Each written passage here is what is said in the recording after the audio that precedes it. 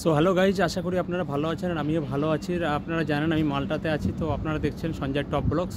তো আজকে আলোচনা করব একটা গুরুত্বপূর্ণ টপিক নিয়ে। টপিকটা হচ্ছে যে এখানকার মালটাতে যারা আসে তাদের স্যালারি কেমন হয়, মানে একটা ওয়ার্কারদের স্যালারির বিষয়ে আজকে আলোচনা করব, কত টাকা তারা ঘন্টায় পেতে পারে। আর সেটা সবথেকে গুরুত্বপূর্ণ টপিক, তার কারণ হচ্ছে আপনি অন্য দেশ থেকে আসবেন, বা তার সবথেকে মেন বিষয় হচ্ছে কি আপনি পয়সা ইনকাম করতে আসবেন, তো পয়সাটা আপনার গুরুত্ব। তো গুরুত্বটা এখানে সবথেকে বড় ভূমিকা, আপনি স্যালারি কত পাবেন। তো সবথেকে গুরুত্বপূর্ণ বিষয় যেটা অনেকেই বলবেন আপনাকে, এটি সবথেকে বড় বিষয় হচ্ছে কি আপনি মাসে কত টাকা, ইন্ডিয়ান হোক, বাংলাদেশ হোক, নেপাল হোক, স্যালারি আপনি কত টাকা পাঠাতে পারবেন। আর আমি আজকে চলে এসেছি একটা সুন্দর জায়গায়, খুবই দেখুন পিছনে ভিউটা দেখতে পাচ্ছেন, ভীষণই সুন্দর।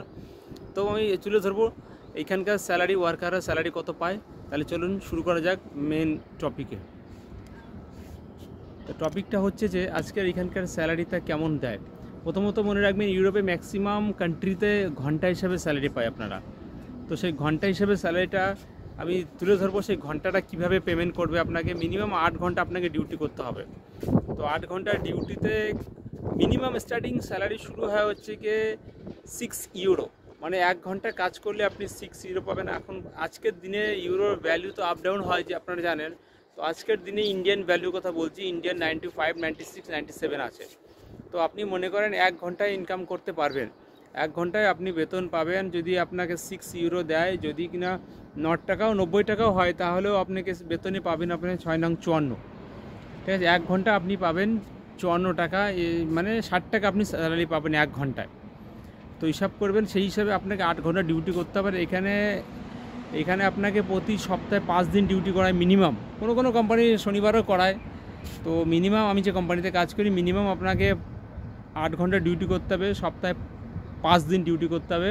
মানে 5 দিন ডিউটি যদি হয় আপনাকে 40 ঘন্টা হয়, আর আপনাকে 160 ঘন্টা, মানে 4 সপ্তাহে 160 ঘন্টা আপনাকে ডিউটি করতে হবে। তো 160 ঘন্টায় আপনাকে ডিউটি করলে আপনি কত টাকা স্যালারি পাবেন। 160 ঘন্টায় এখানে সেই হিসাবে মিনিমাম সব কিছু করে আপনি 900 থেকে 1000 ইউরো আপনি কামাতে পারবেন প্রতি মাসে। এবারে 1000 ইউরো কামানোর পরে আপনাকে হাউস রেন্ট দিতে হবে এবং নিজের খরচা চালাতে হবে। তাহলে এটা কিন্তু বড় তো গুরুত্বপূর্ণ বিষয়, যে সবাই বলে দেয় যে ইউরোপে যান 2-3 লাখ টাকা করে কামান, এটা কিন্তু ফেক, একদম ভুল তথ্য। তার কারণ হচ্ছে গিয়ে এইখানকার যে স্যালারি হয়, আপনি মিনিমাম ফ্রেশার প্রথম আপনাকে এলে 6 টাকা থেকে 6.5 দিতে পারে আপনাকে, মানে 6 টাকা 50 সেন্টসও আপনি পেতে পারেন। তো সে মতো আপনার 900 থেকে 1000 ইউরো আপনি মাসে কামাতে পারবেন। সো 1000 ইউরোতে আপনাকে ইন্ডিয়ান কারেন্সি হিসাবে যদি বলা হয়, তো সেই মতো অবস্থায় আপনি 1000 ইউরো যদি হয় তাহলে 95-96 হাজার টাকা কামাতে পারবেন। তারপরে আপনার 200 থেকে 250 ইউরো ঘর রেন্ট দিতে হবে, রুম রেন্ট দিতে হবে, আপনার নিজের খরচ আছে 200 ইউরো, মানে 450 ইউরো আপনাকে মিনিমাম আপনাকে এখানে রাখতেই হবে। বাকিটুক আপনি 650 ইউরো আপনি আপনার দেশে পাঠাতে পারবেন।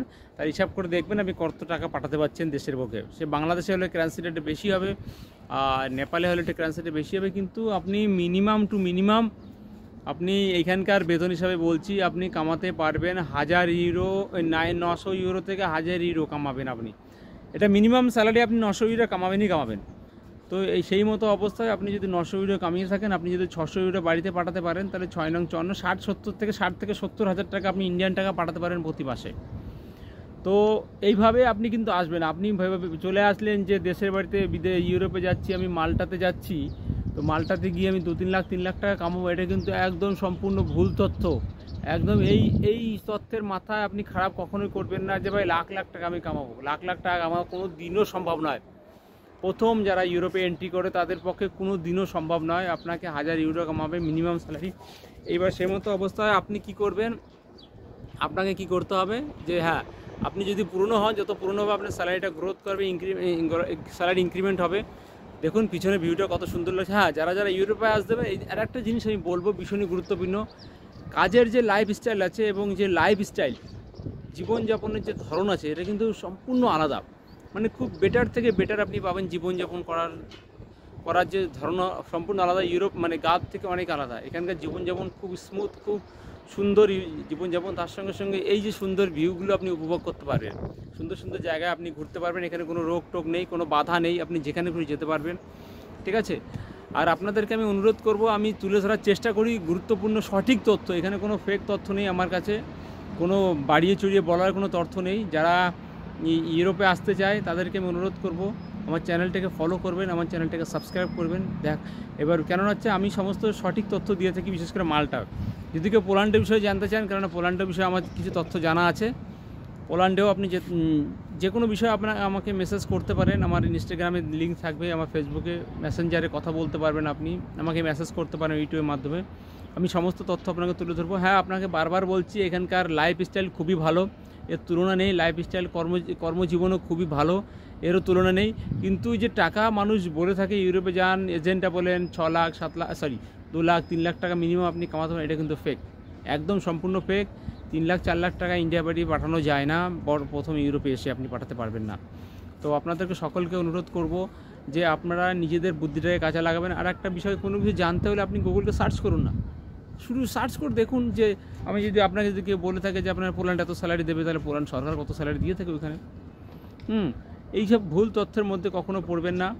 এখানকার কর্মজীবন খুবই ভালো, সাধারণ জীবনও খুবই ভালো, নিজের মতো করে চলতে পারবে। এখানে কোনো বাধা নেই, কোনো কোম্পানি আপনাকে আটকে রাখতে পারবে না, আপনার মতো করে চলতে পারবে। হ্যাঁ, একটা সুবিধা আর একটা জিনিস আছে এখানে, আপনি যদি কখনো এই মালটাতে আসতে পারেন তাহলে আপনি অন্য কোনো কান্ট্রি তো তাড়াতাড়ি মুভ হতে পারবেন, কিন্তু সেটাও একটু ডিফিকাল্ট আছে। তার কারণ হচ্ছে গিয়ে আপনাকে কোনো দেশে যেতে গেলে জব খুঁজতে হবে, সেই জবটাকে আপনি পেতে পারেন, তারপর যেতে পারেন। ওই যে লোকে বলে 29 দেশে চলে যাবেন হাওয়ায় করে, যান না 29টা দেশে। ইউরোপ ইউনিয়নে যতগুলো দেশ আছে সমস্ত দেশে আপনাকে যেতে পারবেন, আপনি কোনো ব্যাপার নেই, আপনি টিকিট কাটবেন, আপনি চলে যাবেন। কিন্তু সেখানে গিয়ে কাজ করতে পারবেন না, সেখানে থাকতে পারবেন না।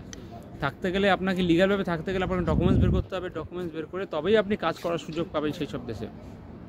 তো যাই হোক, লোকের চক্রানে পড়বেন না, আপনাদেরকে অনুরোধ করব, ঠিক আছে? আপনারা সঠিক তথ্য আমার কাছ থেকে পাবেন। যদি কারোর কোনো তথ্য জানার প্রয়োজন হয় বলে মনে হয়, তাহলে অবশ্যই আমার সঙ্গে যোগাযোগ করবেন, আমার মেসেজ করবেন আমাকে। এবং সবাইকে অনুরোধ করব, যারা ইউরোপে আসতে চায়, আপনার বন্ধুবান্ধব পরিবারে কেউ আসতে চায়, তাদেরকে দয়া করে এই ভিডিওটাকে শেয়ার করবেন এবং আমার চ্যানেলটাকে সাবস্ক্রাইব করবেন। দেখা হবে আরেকটি নতুন বিষয়, নতুনভাবে তুলে ধরবো আরেকটা বিষয়। দেখা হবে, ভালো থাকবেন যেখানে থাকবেন, বাই।